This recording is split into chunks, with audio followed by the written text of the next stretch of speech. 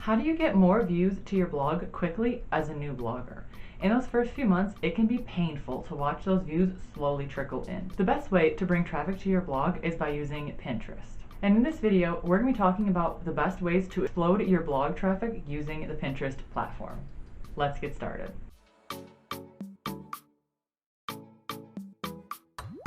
Hey, my name is Sarah from Business Women Thrive, and I've been using Pinterest for years with various blogs to bring consistent traffic to my site. Right now, Pinterest is responsible for bringing thousands of viewers to my blog every single month, and my monthly views on Pinterest are over 700,000. So if you're ready to get some results from Pinterest, this video is for you. We'll be going step by step through setting up your Pinterest account, creating your first pins and uploading, writing the description, and more. The first thing we're going to do is start with account setup. And there are two options here. You can either start a brand new account for your blog, or you can take over a personal account. It doesn't matter which option you choose, but you need to have a Pinterest business account. And either way, turning your Pinterest into a business account is pretty simple. And if you need help, I've created an entire video on how to do this, which I will link right here if you're interested, or down below in the description if you need help. And there are two big reasons why it's important to have a Pinterest business account if you're not sure why you need one. There's a lot of back-end stats in the Pinterest business account that you won't get with a just personal, regular Pinterest account. And you get the option to claim your blog or your website, an Etsy account, along with various social media accounts, which is important to do. The second step is to create boards. Now, before you start pinning, you need to create a few boards to start filling your Pinterest account with if you started a new business account.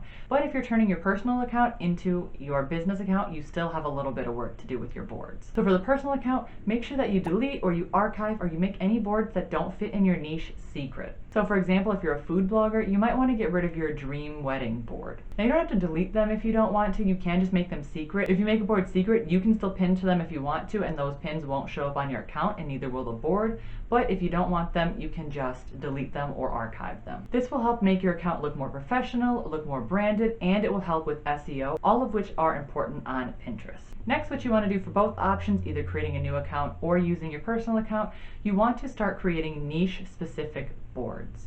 So if we take a look at my Pinterest boards, we see that I have a blog post writing tips board, a Pinterest marketing board, and an email marketing board, and so on. Now, these are very specific boards that I can pin blog posts to. Clearly, if I have any posts on email marketing, they're going to go in the email marketing section. Boards are essentially just little folders that you can categorize your pins into. You want to start out with 5 to 10 niche-specific boards when you're first starting your account. This will just get your account filled up. If you can think of more, feel free to think of more. Just make sure that they are pretty specific to your niche. And if you need help creating a board and want to get more of the specifics of the descriptions and the tags and things like that, check out this video right here where I go over everything you need to know about creating a Pinterest board. And before we move on to the next point, if you're getting value out of this, make sure to hit the like button and subscribe to my channel down below for more videos just like this. In step 3, we are going to be optimizing your Pinterest account. So now that you have some boards up, let's work on SEO and optimizing your Pinterest account. SEO and keywords are the best way to get views to your pins on Pinterest and hopefully get clicks to your blog, because pins can rank in search and then they can bring you traffic for months or even years to come. I'm going to show you how to find some keywords in your niche, and you can use these keywords to write out your pin descriptions, your pin titles, your board descriptions, and your board titles. So for example, let's say that you are a mommy blogger and you're writing a post on getting your baby to go to sleep. If you type getting your baby to sleep on Pinterest and just hit the space bar, all these other words are going to show up to finish your sentence. And those words are there because they are the most common phrases that Pinterest users type in after they've typed that out. So we call that a keyword. So all night, in crib, in bassinet, etc. All of those are keywords that you can use all over your Pinterest account to actually rank for those search terms. And you can do keyword research like this for all of your blog posts that you plan to pin onto Pinterest and all of the boards that you use as well. So keep that in mind, because next we are going to optimize your Pinterest profile. So you're going to want these keywords that you found in a few places, such as your Pinterest name. So for example, if we check out my Pinterest name, it is Sarah with a little dash and start a blog tips. So that is one of the keywords that I rank for because my niche is start a blog tips. So you can use your name to put in keyword descriptions, because if somebody looks up startup blog tips and goes for people, you have the opportunity to rank. You also want to put some keywords in your description of your account as a whole. And so as you can see, I have my website, which is claimed, I have my @name, and then I have learn how to start a blog and exactly what I teach. Those are all keywords that I have searched up and have decided that I'd like to rank for. You also want to use these keywords, as I mentioned, in your board titles and your board description. So for example, if we look at blogging tips for beginners, which is a keyword, you will see this is what my description looks like. If you want a more in-depth look into Pinterest SEO, I dive deep into Pinterest SEO in this video here, which will be in the iCarta course right here and down below in the description if you want to check that video out. So now let's work through how to create your first Pinterest pin. I use canva.com for all of my graphic design elements when it comes to my blog. Canva is a completely free tool to use, but if you can, I recommend upgrading to the paid option, which is the one that I have. So once you log into Canva, and I will leave a link down below to Canva if you want to get the paid or the free option, there'll be a link down below so you can check this out for yourself. Once you log in though, you can go up here into the corner to create a design, and you can just type in Pinterest pin and it will pop up. You could do any of these options if you wanted to, but really we're just going to go with the regular Pinterest pin, and we are going to create a simple pin. So if you want, there are some templates that you can use on the side here. So like if we click on this one, it will show up with a simple design. So some of these are good, some of these aren't so good. It really depends on your blog brand and what you want. I prefer to create my own. So I'm going to show you just how to create your own quickly. So if we go over here to elements, the first thing I like to do is add a picture into the background. So we're going to go down here to grids, and I'm going to click on this one. When you just click on it, it snaps to the size of whatever design that you are doing. And then we can go over to photos, and you can choose any of these photos. If you have the free version, you will have to make sure that you are using only free tools. So for example, this one says this one has a little pro tag on it. That means that if you're paying for it, you can use this photo for free, but if you're not, you will have to pay for that photo or any other graphical elements that are pro if you're using the free version. So we are going to try and find a free photo, and if you want, you can go up here to filter, and you can filter by colors or orientations, or if you're just using the free, you can check out any of the free options.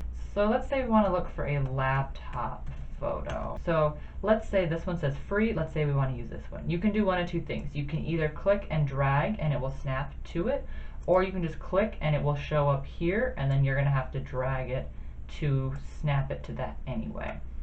And then if you double click on the photo, you can change the direction of it. So let's say we want to center this just a little bit more, and then click outside of the photo and it will move. So if we want to completely get rid of that, we can just check this out, or we can just say we want to see more of the computer. So this is going to be the first layer of our Pinterest pin. Now I'm going to go over here to elements, and I'm going to scroll up to one of these shapes. So typically what I like to do with my Pinterest pins is I like to have a photo in the background and then do some sort of overlay with the shapes so that I can actually write words on it, because if your words aren't popping off your Pinterest pin, nobody's really going to notice it in the feed. So I'm going to click on this shape, and then I'm going to go up here to color, and let's tone it down to a white. So you can just click up there, and you can either use this to come up with any color option you want, color wheels there, and then you can switch down here. Or if you know the code for the color that you want, if you have like a brand or something and you have a specific code that you're using, you can also put in the code and that will work. But we're just going to do something simple and white. Click off of that, and I'm going to drag this over to the corner, and if we drag this down, you can see we can change the shape of the box. I want to see a little bit of the picture, so I'm going to go up here to the transparency, and I'm going to turn the transparency down. This is so that we can still see the picture, but in the background we still have, the words are going to pop more than the photo does. Now we can go over here to text. This is the different text that they have. You can either search for a specific text if you have something that you want, and you can even type, I believe, for cursive or any different type of specific text that you want, and it will give you options there. You can use some of the text that they have, or you can just click on add a heading and you can find some text from here. So it's going to pop up as add and heading. All you have to do is click on it. We're going to change this to say how to create a Pinterest pin. And we're going to learn how to spell in the process. We're going to learn how to spell in the process. How to create a Pinterest pin. If you want to change the font, you can go ahead and highlight everything and go up here and you can change the font from here. So here is where you can type in better and get a cursive script. Some of them, if they have the little crown on it, they are only paid, but most of them are going to be free. I actually want to keep this first one bold, so I'm going to keep it at Mont Extra Bold. If you want to change the font size, you can do that here. If you want to change the color, you can do it here. A couple other customization options here: bold, italics, alignment, and just a few other effects. We're going to keep this simple, and I'm actually going to do how to create as one text. So I'm going to cut that out, and we are going to duplicate this text and paste it back here. I want this to be all caps. So if you click on the three little dots, there's more options here with the underline and different things. I'm going to be clicking on uppercase to make sure it is bold enough to see. And let's make that 120. And then this one, I think we're going to go with one of my personal favorite fonts, Apricots, and we're going to make this bigger.